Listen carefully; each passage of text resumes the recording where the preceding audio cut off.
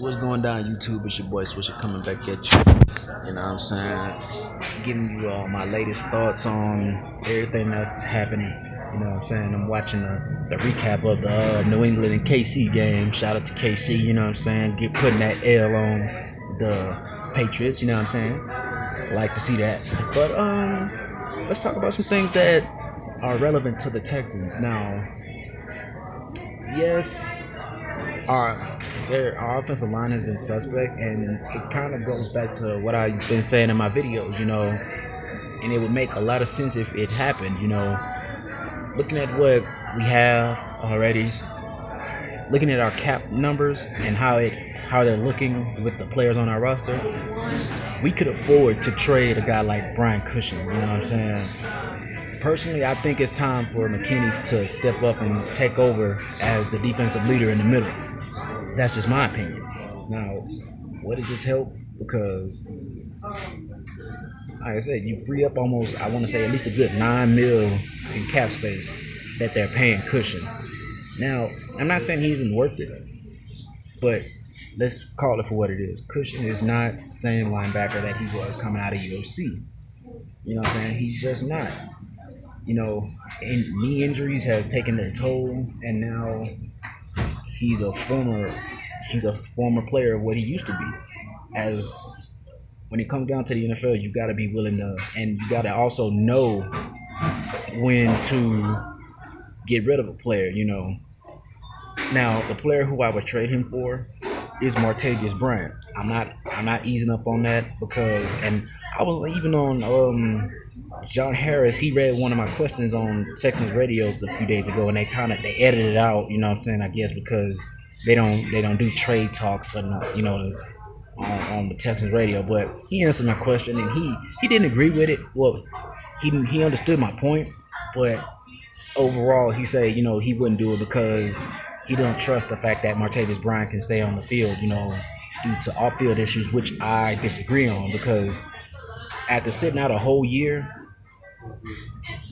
when you're 6'4", a player of his caliber and that talent, you're hungry to get back on the field. You know what I'm saying? And to be honest, he didn't. Big Ben rubbed him all the wrong way. You know what I'm saying? Calling him out and all that. And certain players don't respond well to that. That's just the NFL. You know what I'm saying? Now, it's been reported that he's not happy there now. You know what I'm saying? So why not bring him to a familiar area? You know what I'm saying? Where you're surrounded by guys who used to go to school with. Clemson. It makes sense. You know what I'm saying? Now, with that being said, boom, you bust a trade, you save, you get good cap numbers back, and you get a player with 2 more years on his rookie deal. You know what I'm saying? You would get him for this year and next year. And you don't even, like I say, going into next year, or going into next season, you know what I'm saying? Well, really this off season, at the end of the year, we're gonna have to figure out a way to try to pay Clowney, you know what I'm saying? That's the number one focus, you know what I'm saying? But like I said, looking at for what we have, I'm telling you guys, Martavius Bryant would ignite this offense, and I can definitely see Savage going for probably over 4,000 yards and having a really, really good season. Now, where does this help us in the future? Remember, Martavius Bryant has 2 years left on his deal, this year and next year. Now, if Houston is planning on trading Savage, barring the fact that he has a really good year, guess what? You can, the demand for quarterbacks are in high demand. So you'll have leverage to be like, okay, I want a first round pick for him. We already don't have a first, you know what I'm saying? If a team is desperate enough, they might give up a first and second round pick. And now you're really cooking with Crisco, because now you would get a first and second round pick back, and not to mention that third round pick from AJ Boyd leaving. If he plays well, guess what? That third round pick goes to a second round pick. Are you guys starting to piece together the puzzle now and see what the grand scheme of this is? Now, with those picks, with those picks that we could accumulate, all linemen, plain and simple, plain and simple. You know what I'm saying? It's about that time.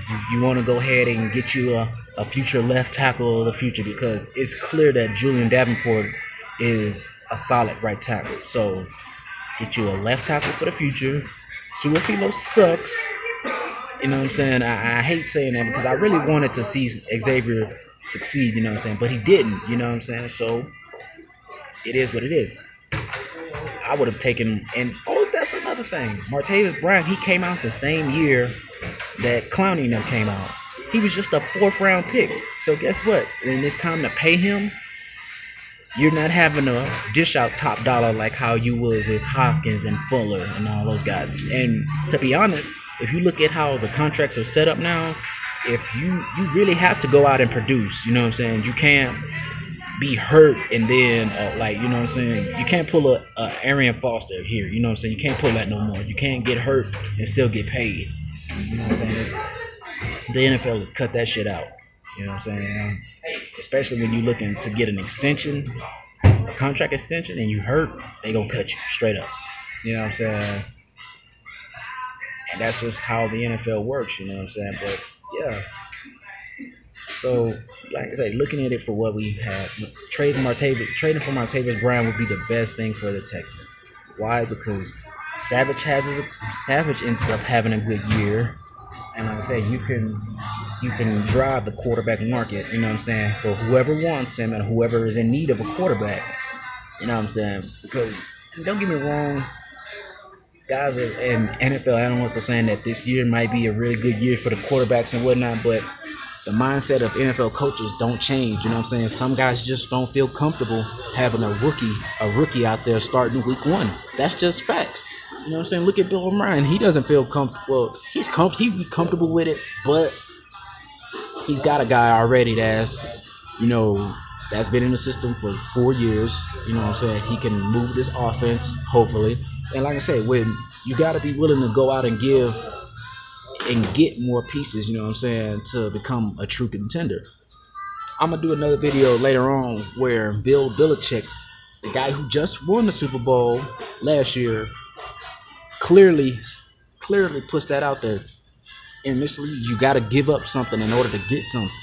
And looking at our defense, we can afford to keep the train moving without Brian Cushion, and that's a fact. Like, I get it, you know what I'm saying, in 08, 09, we couldn't, it was harder to manage, because Cushion was in his peak, he was in his prime, you know what I'm saying? So yeah, it was harder to replace him then, but now we've got 2 linebackers that can replace him, a rookie that's ready to play. Yes, he may not be the best in zone coverage, but he's ready to play. And that's Zach Cunningham, but you know what I'm saying? That's all I got for y'all today. I'm going to do my video later. You know what I'm saying? Drop a like in the comment box below. You know what I'm saying? Give me some feedback. You know what I'm saying? I really didn't want to do this at work. You know what I'm saying? But fuck it. I just wanted to get this out to y'all. You know what I'm saying? As usual, like, sub, and peace.